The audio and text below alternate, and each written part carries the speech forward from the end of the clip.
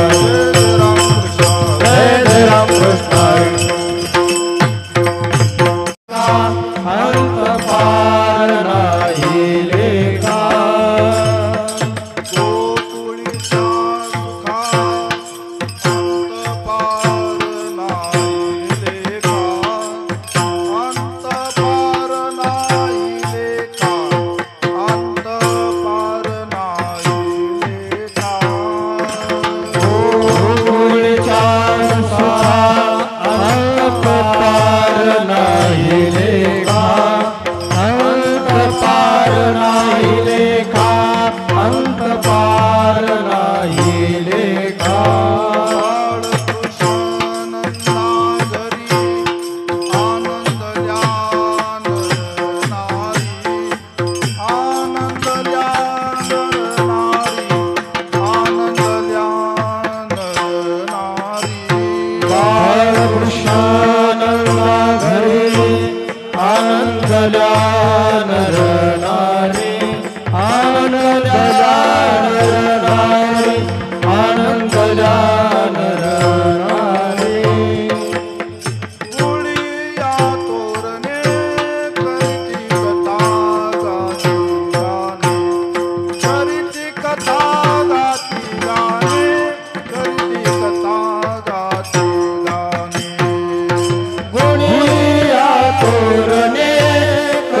कथा गाते गाणे करते कथा गाते गाणे करते कथा गाते गाणे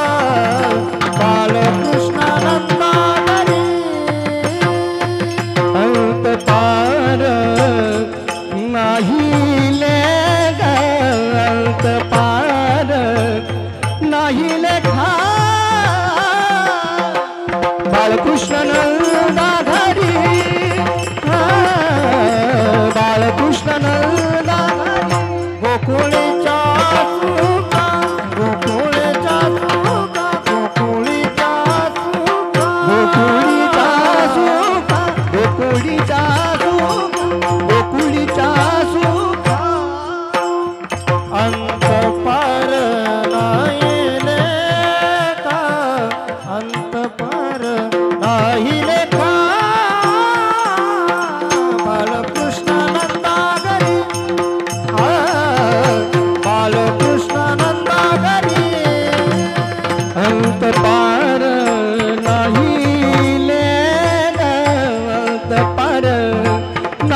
लेखा बाळकृष्ण नंदा घरी बाळकृष्ण नंदा घरी आनंदला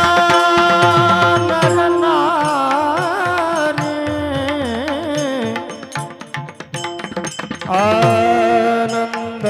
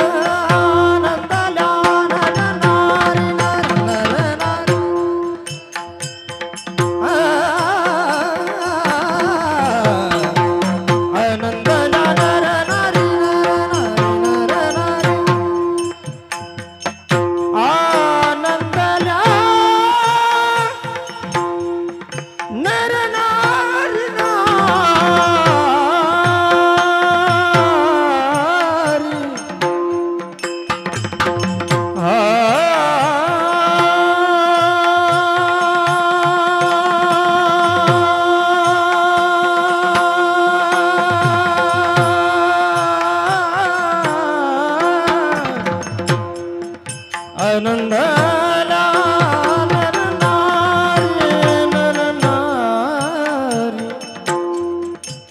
आनंदला नरनारी आनंदला नरनारी बाळकृष्ण नंदा घरी बाळकृष्ण नंदा घरी आनंदला आनंदला नरनारी नरनारी नरनारी आनंदला आनंदला नरनारी नरनारी नरनारी आनंदला नरनारी नरनारी आनंदला आनंदला नरनारी नरनारी नरनारी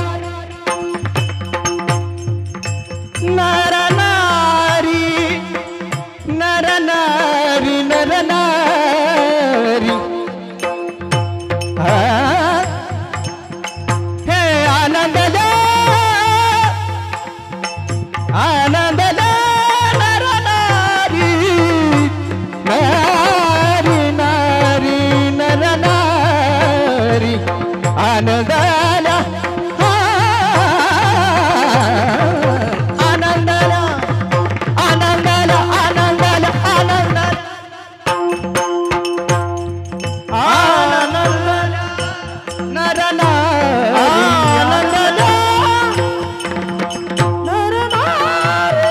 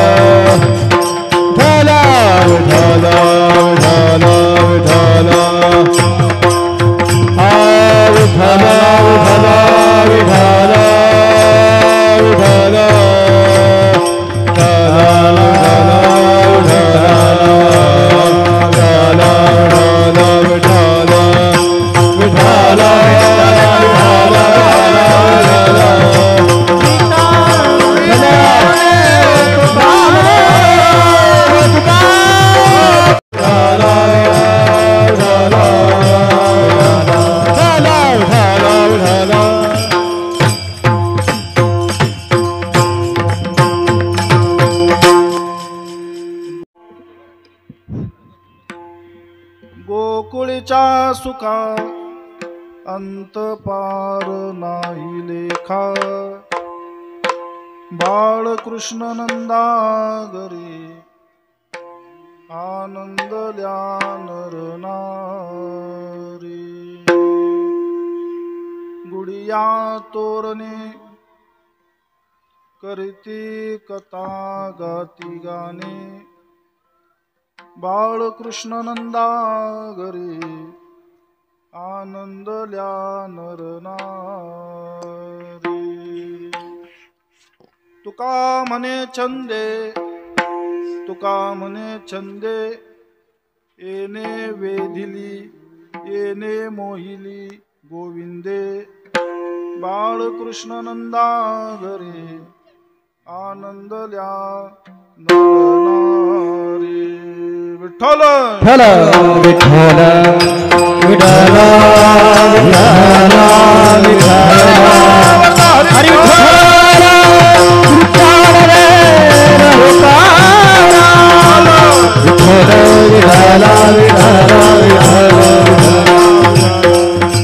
देवादी देवा जगत या देवा देवा जगत या देवा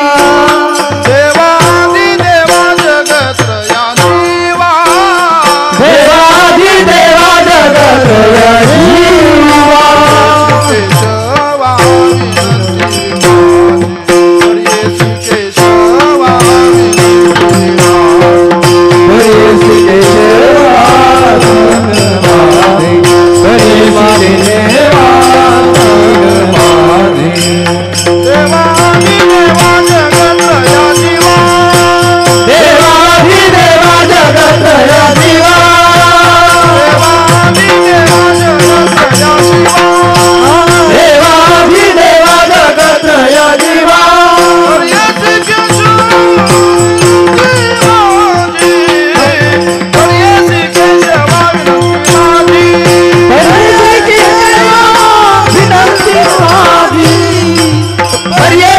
केशवा विनंती केशवा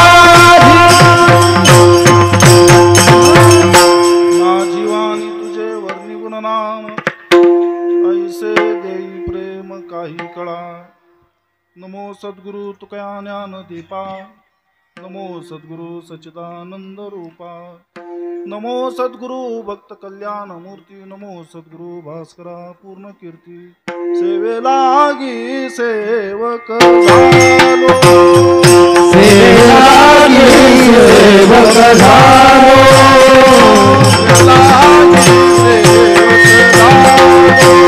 सेवेलागी सेवक झालो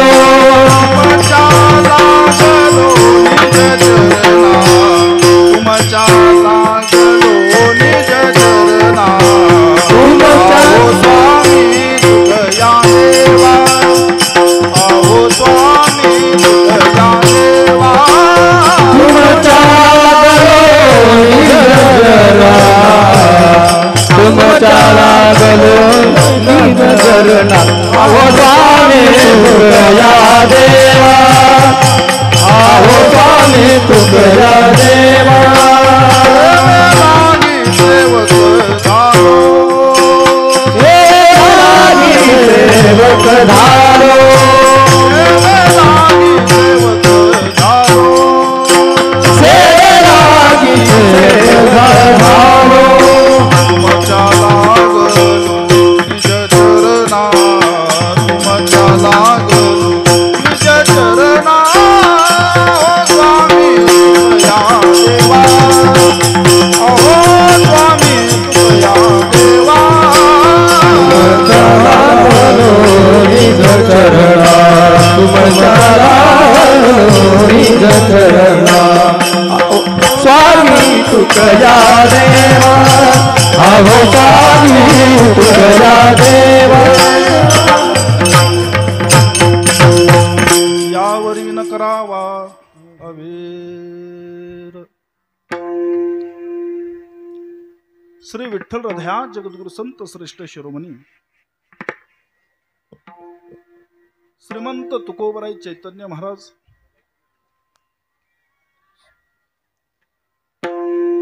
आणि या आपल्या दिव्य अभंगातून गोकुळातील सुखाचं वर्णन करतात.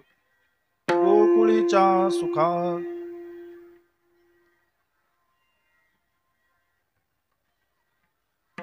गोकुळातील सुखाचं वर्णन करीत असताना जगद्गुरु तुकोबराय म्हणतात की त्या गोकुळामध्ये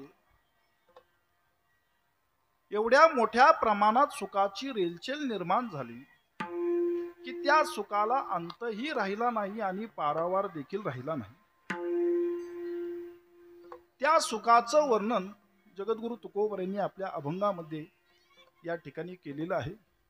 जगद्गुरु तुकोबरायांच्या पंचमवेद अभंग संहितेमध्ये थोडस शांत बसा बरं का. ओय शांत बसा जरा. आपण कीर्तनात आहोत याचं भान ठेवा. ज्याला बडबड करायची त्याने उठून लगे बाहेर जायचं. विठ्ठल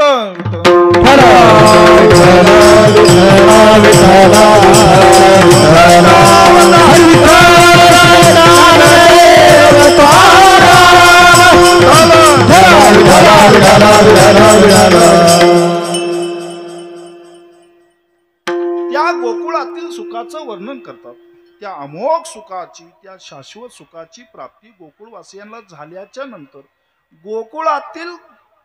गोकुळवासियांची जी अवस्था आहे या संबंध बाबींचं जगद्गुरु तुकोबरायांनी अगदी यथोचित त्या ठिकाणी वर्णन केलेलं आहे. जगद्गुरु तुकोबरायांच्या पंचमवेद अभंग संहितेमध्ये असंख्य प्रकरण तुकोबरायांनी निर्माण त्या ठिकाणी केलेली आहेत.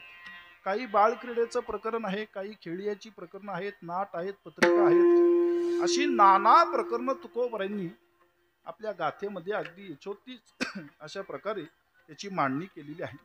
त्यामध्ये काल्याचं एक प्रकरण आहे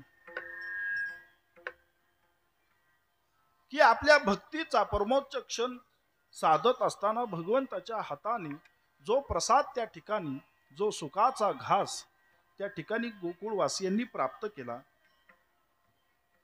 त्या काल्याच्या प्रकरणातील हा अभंग आहे. जवळजवळ सर्वांचा मुखोद्गत, सर्वांच्या ठाऊक असणारा अशा स्वरूपाचा जगद्गुरु तुकोबरायांचा हा 4 चरणाचा अभंग आजच्या काल्याच्या सेवेकरिता या ठिकाणी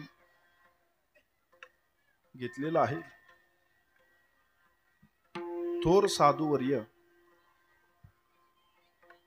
गंगा भारती महाराजांच्या 32व्या जयंती निमित्त, पुण्यतिथी निमित्त आणि जगद्गुरु संत तुकाराम महाराजांच्या सदेह वैकुंठ गमनाच्या त्रिशतकोत्तर अमृत महोत्सवी वर्षपूर्ती सोहळ्यानिमित्त असणारा हा अखंड हरिनाम सप्ताह. मग यामध्ये जगद्गुरु तुकोबरायांच्या गाथेचं भजन असेल, माऊली ज्ञानोबरायांच्या ज्ञानेश्वरीचं पारायण असेल, नित्य काकडा असेल, हरिपाठ असेल, प्रवचन असेल, कथा असेल, हरिकीर्तन असेल आणि त्यानंतर जागर असेल, असा 8 दिवस हा उपक्रम या ठिकाणी अगदी वैभवाने संपन्न होत आहे आणि त्याची आजची ही सांगत आहे. काल्याचं कीर्तन म्हणजे प्रसादाचं कीर्तन, पगाराचं नव्हे. बऱ्याचशा मंडळींना वाटतं काल्याचं कीर्तन म्हणजे पगाराचं कीर्तन. नाही, काल्याचं कीर्तन म्हणजे प्रसादाचं कीर्तन.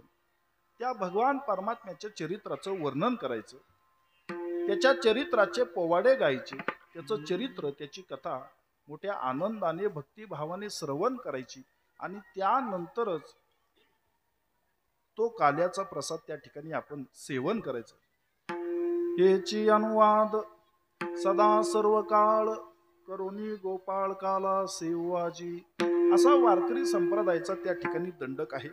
असो, काल्याची सेवा आहे आणि वेळेच्या मर्यादेमध्ये त्याची आपल्याला सांगता करायची आहे. त्यामुळे जोपर्यंत कीर्तनाची मर्यादित वेळ आहे तोपर्यंत जेवढे कीर्तनाकरिता आलेले भाविक भक्त आहेत यांनी शांततेने कीर्तन श्रवण करायचंय. अजिबात गोंधळ घालायचा नाही. कुणाला जर कुणाशी लय भेटू वाटलं तर जागा या ठिकाणी प्रचंड आहे, बाजूला जाऊन भेटा. इतरांना कीर्तनामध्ये विक्षेप निर्माण करू देऊ नका. नाही लेखा. या गोकुळातील गोकुळवासियांच्या सुखाचा विचार जगद्गुरु तुकोबराय करतात. अर्थात आपल्या अभंगातून प्रश्न असा निर्माण होतो की जगद्गुरु तुकोबराय कलियुगातील आणि वर्णन करतात मात्र द्वापार युगामध्ये कसं शक्य आहे, कसं साधलं जात आहे नाही का. तर तुका म्हणे तै होतो आम्ही तुकोबर आहे त्या ठिकाणी उद्धवाच्या रूपाने भगवंताच्या सहवासामध्ये होते. निद्रा करिता होतो पायी सवेची लंका घेतली तै वानर गोवळ गायी सवे चारित फिरत असो म्हणून भिन्न भेद नाही देवा आम्हा एक देई. उद्धवाच्या रूपाने जगद्गुरु तुकोबराय प्रत्यक्ष भगवंताच्या सानिध्यामध्ये होते. द्वापार युगामध्ये होते. त्यामुळे तुकोबराय जेवढं यथोचित वर्णन करतात त्या वर्णनाला तोड नाही. मग त्या सुखाचं वर्णन करीत असताना जगद्गुरु तुकोबराय म्हणतात की त्या गोकुळवासियांना एवढं सुख प्राप्त झालं, एवढं सुख प्राप्त झालं की त्यांच्या सुखाला अंतही नाही आणि त्यांच्या सुखाला पारावार देखील राहिला नाही. असं सुख फक्त भगवंताच्या येण्याने प्राप्त झालं. बाळकृष्ण नंदा घरी आनंदल्या नर नारी गोकुळात असणारे नर अथवा नारी. पुरुषांना देखील आनंद झाला, अर्थात गोपाळांनाही झाला आणि गवळणींना देखील झाला. फक्त भगवंताच्या येण्याने. एक लक्षात घ्या, सुखाची प्राप्ती सर्वांनाच होत असते. काही सुख ही सुखप्रद असतात प्रारंभी, परंतु अंती ती दुःखप्रद ठरतात. काही सुख ही शाश्वत सुखप्रद असतात, अर्थात प्रारंभी देखील सुखप्रद असतात आणि अंती देखील सुखप्रदच असतात. भगवंताच्या संगतीमध्ये जे सुख गोकुळवासियांना प्राप्त झालेलं आहे ते शाश्वत सुख आहे. प्रापंचिक सुखामध्ये किंबहुना काही अंश जीव हा संतुष्ट होईल, काही अंश समाधान देखील वाटेल, परंतु त्या सुखापासून तो धन्य होणार नाही, तो निश्चिंत होणार नाही. जे शाश्वत सुख आहे की ज्या सुखाचा कुठेही नाश नाही, असं अबाधित सुख की जे भगवान परमात्म्याच्या सहवासामध्ये आहे. नव्हे नव्हे तो भगवान परमात्माच सुखरूप आहे. सुखरूप ऐसे तुझा कोण सांगा, माझ्या पांडुरंगा सारिका तो सर्व सुखाचे आगर. बाप रखुमा देवीवर विठ्ठल.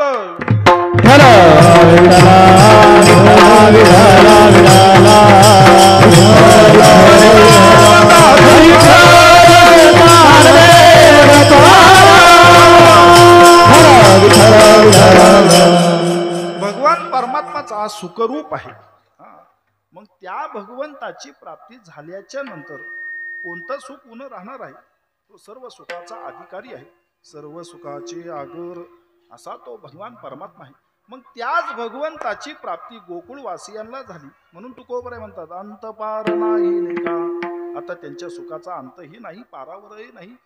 सर्व सुखाचे अधिकारी गोकुळवासीय ठरले. कोणत्या संयोगे?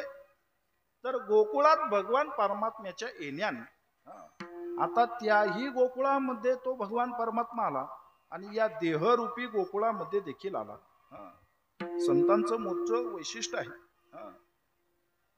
दोन्हीही बाजू अत्यंत अचूकतेने त्या ठिकाणी त्याची यथोचित मांडणी करण्यात आलेली आहे. त्याही गोकुळामध्ये तो भगवान परमात्मा प्रगटला आणि या देही रूपी गोकुळामध्ये देखील प्रगटला. हरी आला हाता मग कैची भय चिंता. तो हरी आता आमच्या हाताला आला. साठविला हरी जी हृदय मंदिरी. आत हरी बाहेर हरी, हरीने घरी कोंडिले. आता अंतकरणामध्ये या हृदय मंदिरामध्ये या देहरूपी गोकुळामध्ये तो भगवान परमात्मा स्थानापन्न झालेला आहे, विराजमान झालेला आहे.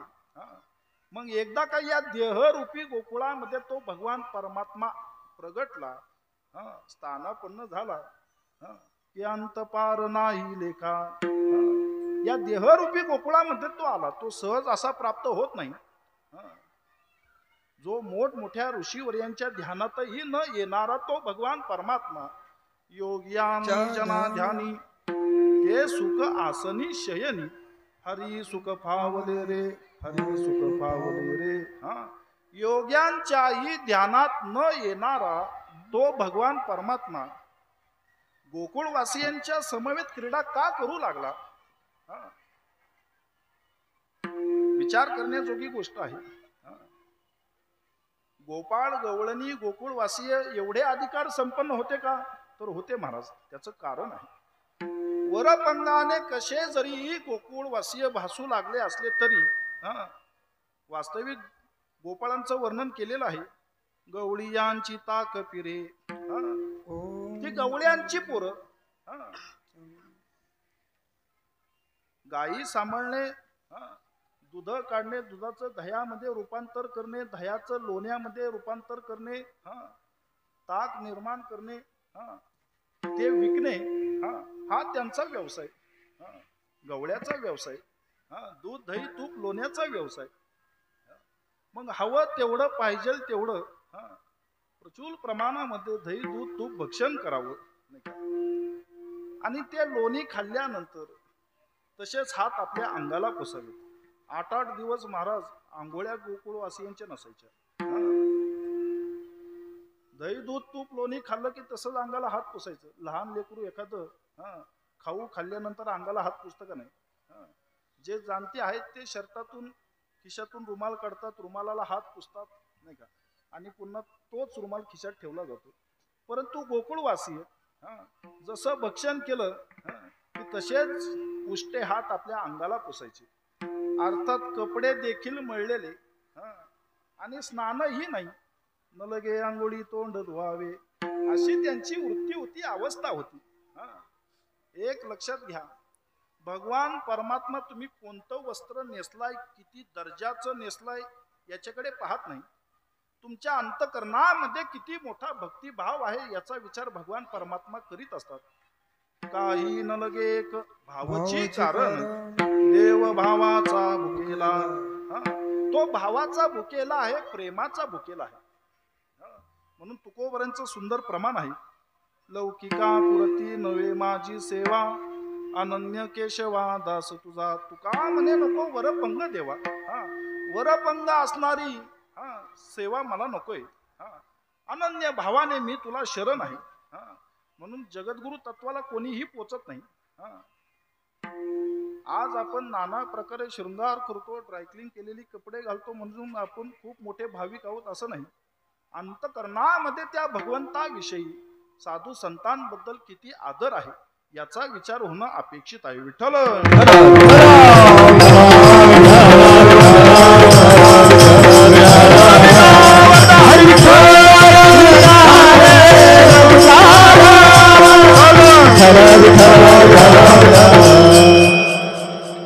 गोकुळवासीय त्या अधिकाराचे होते.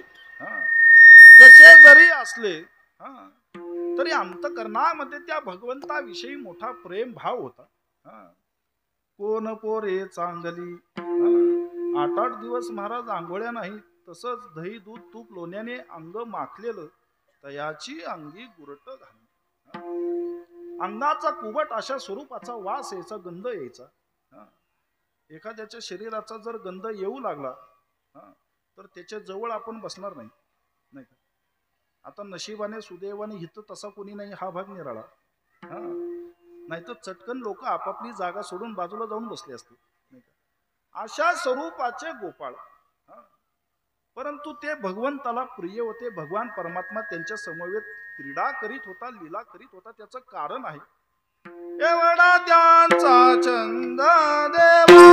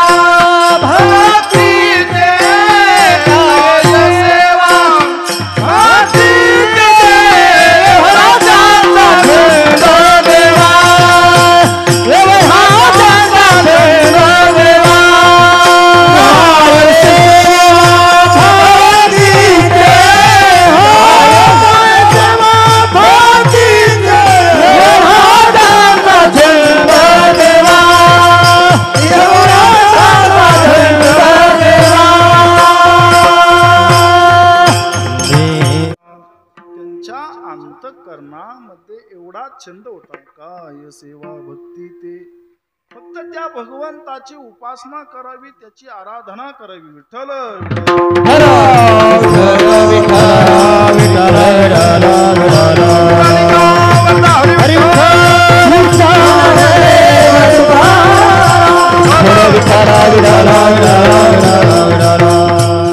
अंतकरणामध्ये एवढाच भाव होता की त्या भगवंताची मनोमन सेवा करावी, उपासना करावी. या व्यतिरिक्त कोणताही छंद नव्हता बरं का. गोविंद गोविंद मना लागल या छंद. नेने अनिक काही धंदा नित्य ध्यात से गोविंदा. प्रत्येक क्षणोक्षणाला त्या भगवंताचं ध्यान. आपण कीर्तनात फक्त असायला असतो, ध्यान मात्र आपलं दुसरीकडे असतं. कीर्तनात असायला असतो आपण, नाही का, परंतु ध्यान मात्र इतरत्र असतं. फार काळ लोटलेला आहे अशातला भाग नाही. महाराज 375व्या वर्षापूर्वी जगद्गुरु तुकोबऱ्यांनी याच कीर्तनातून काया ब्रह्म केली. याच कीर्तनातून सदेह वैकुंठगमन केलं. हो यांग हरिरूप कीर्तन चांग, कीर्तन चांग. कीर्तनाचा अधिकार खूप मोठा आहे. आता कीर्तनाची पातळी आपणच खालवल्या कारणाने आपलं अंग हरिरूप होत नाही, नाही का. आपल्या अंगात विचित्र काहीही प्रकार येतात, परंतु हरिरूप त्या ठिकाणी होत नाही. त्याचं कारण आहे तेवढे कीर्तनाशी आपण एकरूप होत नाही. कीर्तनामध्ये साक्षात भगवान परमात्मा उभारलेले असतात. तेथे असे देव उभा, कीर्तना माझी देव उभा. म्हणून कीर्तनाच्या काही मर्यादा आहेत. त्या मर्यादेनेच ते कीर्तन त्या ठिकाणी संपन्न झालं पाहिजे. उभ्या बाजारात कथा हे तो नावडे पंढरीनाथा म्हटलेला आहे. कीर्तनाचा जर बाजार होत असेल तर त्या भगवंताची प्रचिती अनुभूती कशी प्राप्त होणार. हो यांग हरिरूप. पण कीर्तन जर त्याच निष्ठेने केलं, त्याच निष्ठेने कीर्तन श्रवण केलं, तेवढेच त्या कीर्तनाशी आपण एकविध भावाने एकरूप झालो तर त्याची अवस्था, ती प्रचिती अनुभूती आपल्याला देखील प्राप्त होते. यामध्ये संदेह नाही. जगद्गुरु तुकोबऱ्यांचं प्रमाणच आहे. ब्रह्मीभूत काया होत से कीर्तनी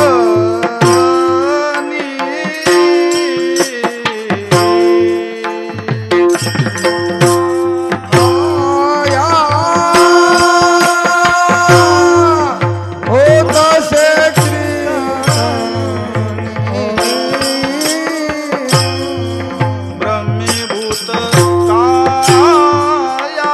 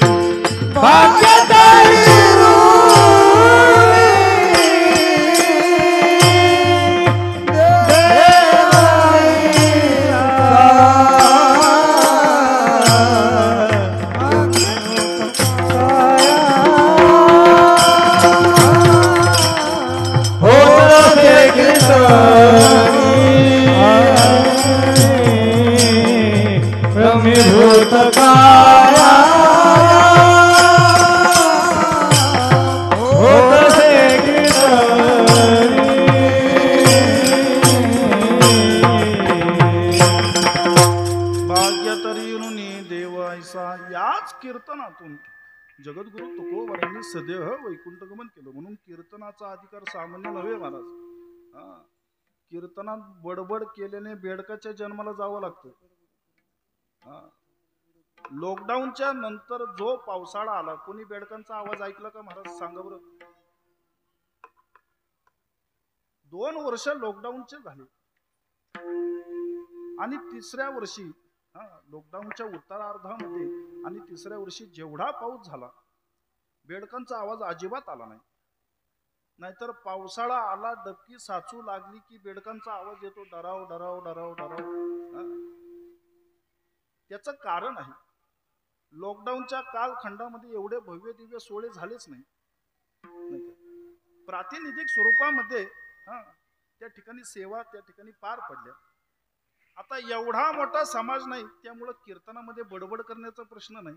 बेडक जन्माला येतील कशी? चिंतनाचा विषय. त्यानंतर पावसाळे आले.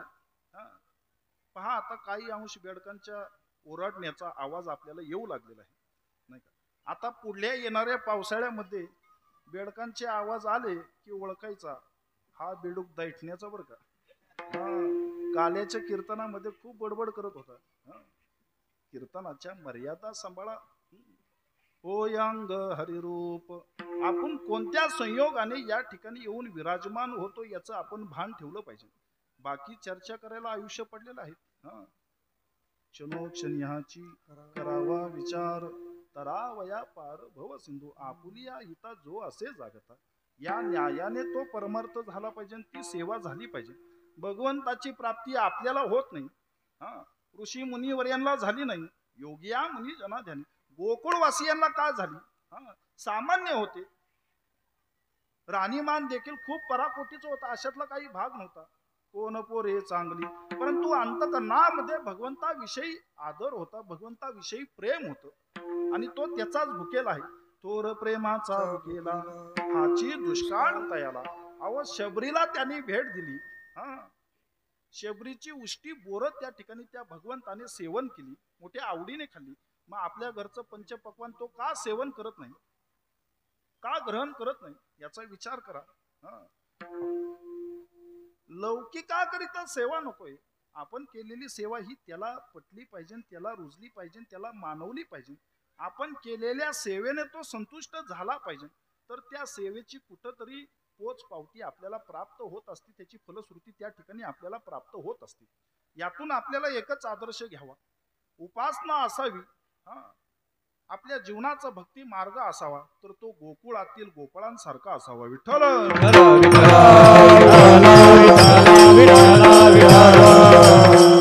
अंतकरणामध्ये शुद्ध भाव असावा. सर्वांग निर्मळ चित्त जैसे गंगाजळ.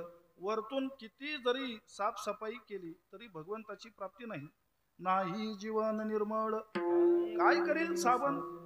मग भले कोणताही वापरा, त्याने भगवंताची प्राप्ती होत नाही. अंतकरणामध्ये त्याच्याविषयी आस्था असेल, त्याच्याविषयी प्रेम असेल, तर त्याची प्राप्ती आहे. त्याकरिता हे अंतकरण, हे चित्त, हे मन, हे हृदय मंदिर शुद्ध करावं लागतं. तुका म्हणे चित्त करावे निर्मळ, येऊनी गोपाळ राहे तेथे. जोपर्यंत या चित्ताची शुद्धता होत नाही तोपर्यंत त्या भगवंताची प्राप्ती नाही. मग एकदा का हे चित्त अंतकरण शुद्ध झालं, निर्मळ झालं की तो भगवान परमात्मा देखील आपल्या हृदय मंदिरामध्ये विराजमान होतो.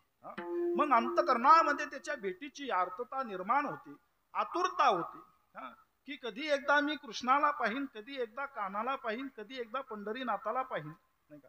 त्याच्या विना दुसरं काहीही आवडत नाही, कशामध्ये देखील रुची वाटत नाही. पांडुरंग ध्यानी पांडुरंग मनी जागृती स्वप्नी पांडुरंग, ही अवस्था त्या ठिकाणी आपल्या अंतकरणामध्ये निर्माण होते. रात्रंदिवस फक्त त्याचा ध्यासच आपल्या अंतकरणामध्ये निर्माण होतो. एवढी भेटीची उत्सुकता वाटते महाराज. त्याच्याविषयी कुठलाही छंद जोपासू वाटत नाही, कुठल्याही विषयांमध्ये त्या ठिकाणी गोडी वाटत नाही. सर्व विषयच तो परब्रह्म स्वरूप होऊन जातो. विषय तो त्यांचा झाला नारायण, विषय तो त्यांचा झाला नारायण, विषय तो त्यांचा झाला नारायण.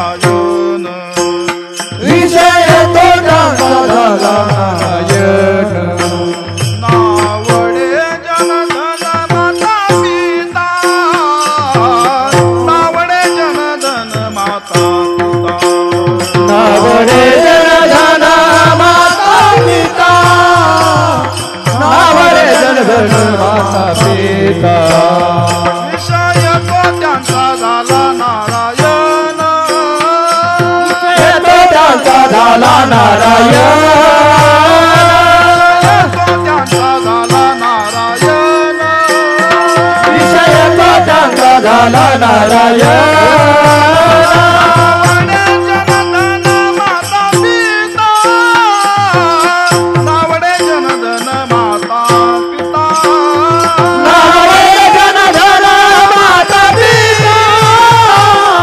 नावडे जनधन माता पिता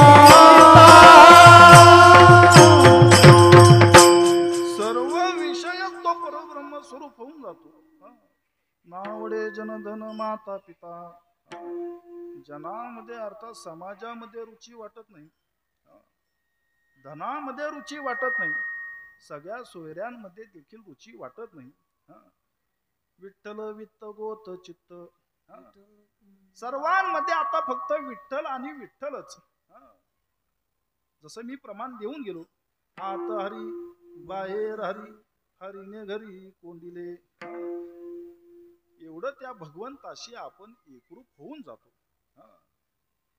विठ्ठले विन चाड नाही गोता, तुका म्हणे आता नाही दुसरे, आता सर्व काही तो आणि फक्त तोच.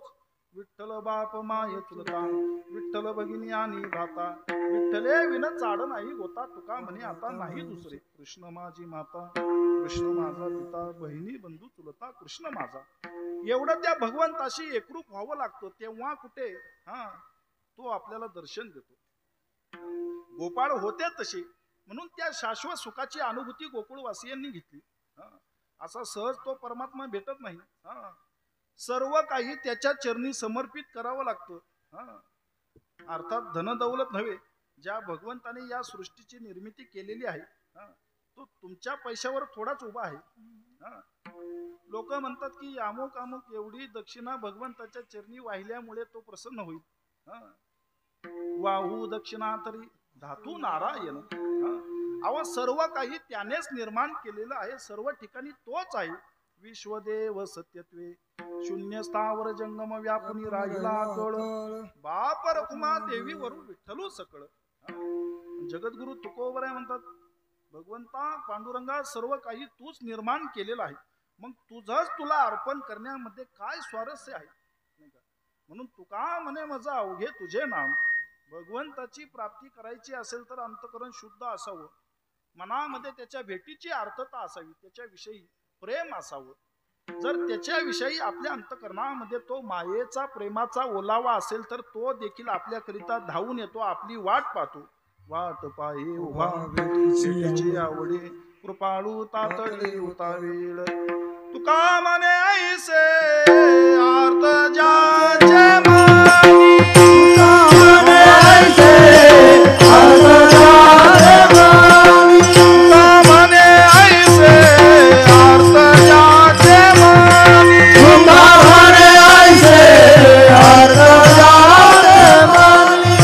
त्याची चक्रपाणी वाट पाहे, त्याची चक्रपाणी वाट पाहे, त्याची चक्रपाणी वाट पाहे, त्याची चक्रपाणी वाट पाहे. म्हणे ऐसे आता ज्याचे मनी, तुका म्हणे ऐसे आता ज्याचे मनी, म्हणे ऐसे आता ज्याचे मनी, तुका म्हणे ऐसे आता ज्याचे मनी. चक्रपाणी वाट पाहे, त्याची चक्रपाणी वाट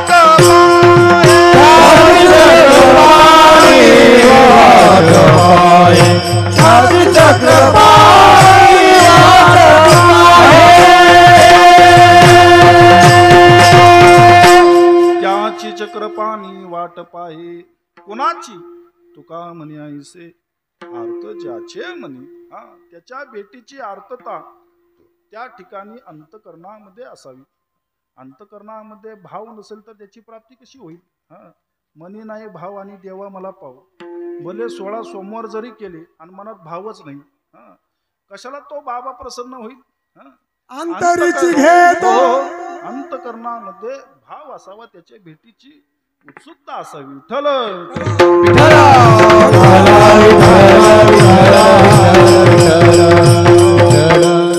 मग त्याला देखील आपल्या अंतकरणातील ओलावा ध्यानी येतो. त्याला कळतं ज्या भगवंतानी या सृष्टीची रचना केली, करी सृष्टीची रचना, आपल्याला निर्माण करणारा तोच आहे. मग त्याला समजत नाही का आपल्या अंतकरणामध्ये असणारा भाव हा सत्य आहे की लटका आहे. म्हणून एक लक्षात घ्या, भगवंताला नाना सामुग्री अर्पण करून आमिष देण्याचा प्रकार करू नका. त्याच्या चरणी काय व्हायचं असेल तर आपला भाव समर्पित करा, आपला देह समर्पित करा. देह जाओ भाव, आणि हे त्याचं वर्म आहे, त्याचं सूत्र आहे. जोपर्यंत आपण आपल्या देहावर उदार होत नाही, देहासंबंधी उदासीनता, विठ्ठल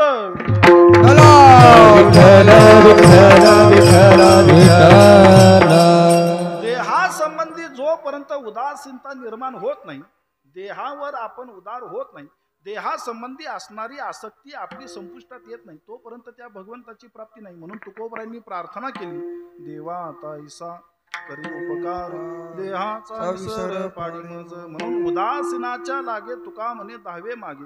जो उदासीन भक्त असतो त्याला भगवंताच्या शोधात जावं लागत नाही, देवच त्यांच्या पाठी लागतात. मग पहा, तो भगवान परमात्मा संतांच्या पाठी का लागत होतास? संत महात्मे हे देहावर उदार होते. परोपकाराकरिता, विश्वाच्या कल्याणाकरिता इतर कोणी देह जिजवला नाही. जिजवणारे फक्त संत महात्मे आहेत. देह कष्टविती परोपकारे, या ठिकाणी येणं परोपकाराकरिता आणि या ठिकाणाहून जाणंही परोपकाराकरिता. आपण या ठिकाणी आलो कोण ना कोण, कोणत्या ना कोणत्या हेतूने आलेले आहेत, तेच की नाही?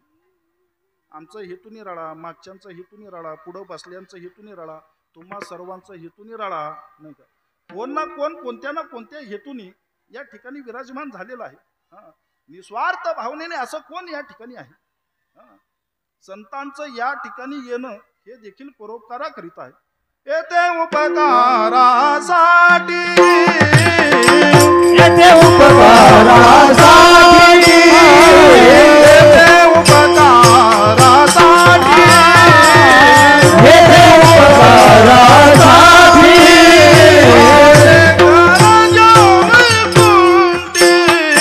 आले खरे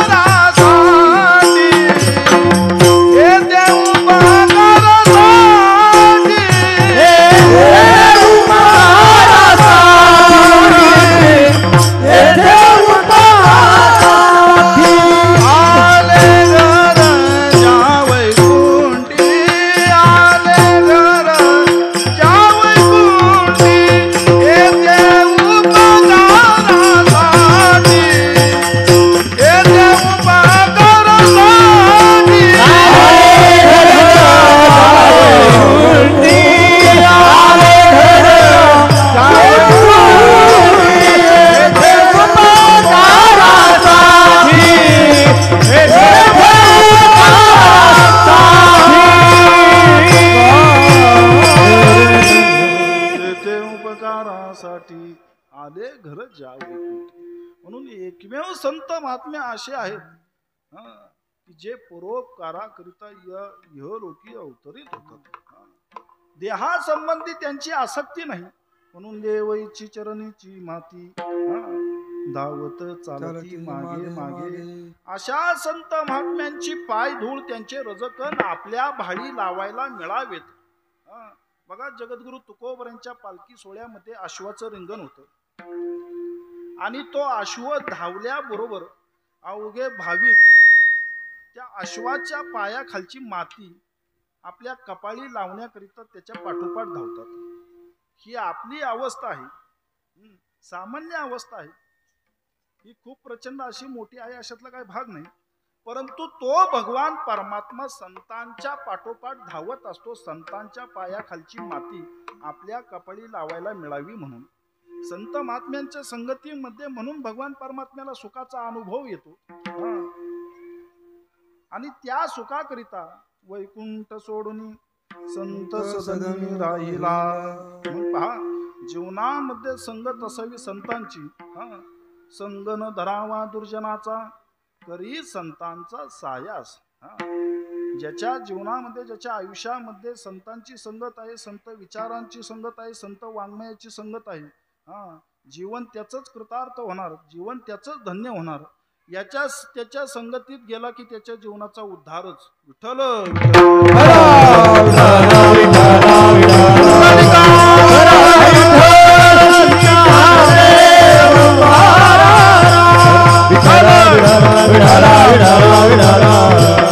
मग देहासंबंधी असणारी आसक्ती संपुष्टात यावी लागते. गोकुळवासीय देहावर उदार होते महाराज. एवढा त्यांचा छंद देवा, काय सेवा भक्ती ते. उठता बसता महाराज फक्त गोविंदाचंच ध्यान. गोविंद गोविंद म्हणा लागली या गोविंद आसनी गोविंद शयनी, गोविंद आसनी गोविंद शयनी, गोविंद आसनी गोविंद शयनी, गोविंद शयनी, गोविंद त्यामनी बैसला से गोविंद त्यामनी बैसला से गोविंद आसनी गोविंद शयनी, गोविंद आसनी गोविंद शयनी, गोविंद गोविंद त्यामनी बैसला से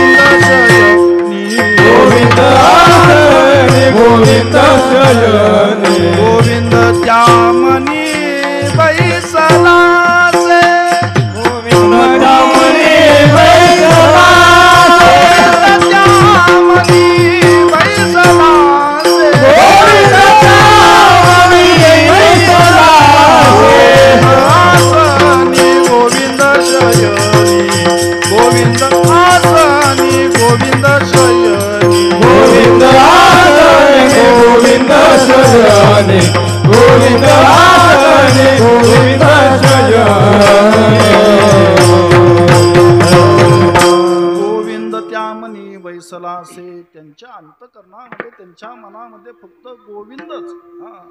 म्हणून तो भगवान परमात्मा त्यांच्या सहवासामध्ये लीला करू लागला. मग प्रत्यक्ष भगवंताची संगत त्या ठिकाणी, अहो जो सर्व गुण संपन्न आहे, सर्व सुखाचा अधिकारी आहे, त्याच्या संगतीमध्ये कोणतं सुख उन पडणार आहे, नाही का? आणि भगवंताच्या संगतीत असणारे देखील सामान्य नव्हते. उद्धवाच्या रूपाने जगद्गुरु तुकोबरे होते. आणि अशा भगवान परमात्म्याच्या संगतीमध्ये ते गोकुळवासीय धन्य झाले, सर्व सुखाचे अधिकारी झाले. तुकोबरे म्हणतात त्यांच्या सुखाचं काय वर्णन करावं, अंतपार नाही लेखा. फक्त बाळकृष्ण नंदा घरी आनंदल्या नरनारी. तो भगवान परमात्मा त्या गोकुळामध्ये अवतरला, त्याही गोकुळामध्ये आणि या देहरूपी गोकुळांमध्ये. त्यामुळे त्यांच्या आनंदाला पारावार राहिला नाही. आता आनंद झाल्यानंतर तो आनंद साजरा करावा की नाही, नाही का? बरीचशी मंडळी आनंद निर्माण झाला की साजरा करतात. तुमच्या भाषेत काय म्हणतात त्याला, सेलिब्रेशन, नाही का? मग कोणत्या तरी ढाब्यावर जावं, आणि मोठ्या प्रमाणामध्ये सेलिब्रेशन करावं, हे तमोगुणात्मक लक्षण आहे बरं का. हा तामसी प्रकार आहे. म्हणून आपल्या आनंदावर विरझन पडलं जातं. तो आनंद हा क्षणिक ठरतो. आनंद साजरा करावा. विठ्ठल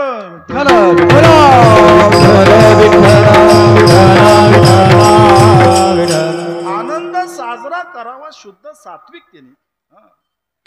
गोकुळवासी ज्या गवळणी होत्या, जे गोपाळ होते, त्यांनी आपल्या पुढे एक मोठा आदर्श घालून दिला. आनंद साजरा करावा, प्राप्त झालेलं सुख देखील साजरं करावं. कशा प्रकारे? मोठ्या सात्विकतेने. गोकुळवासियांनी त्याच प्रकारे तो आनंद व्यक्त केला.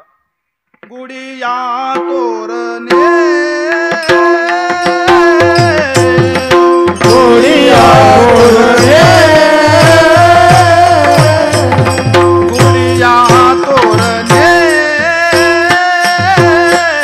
गुडिया तोरणे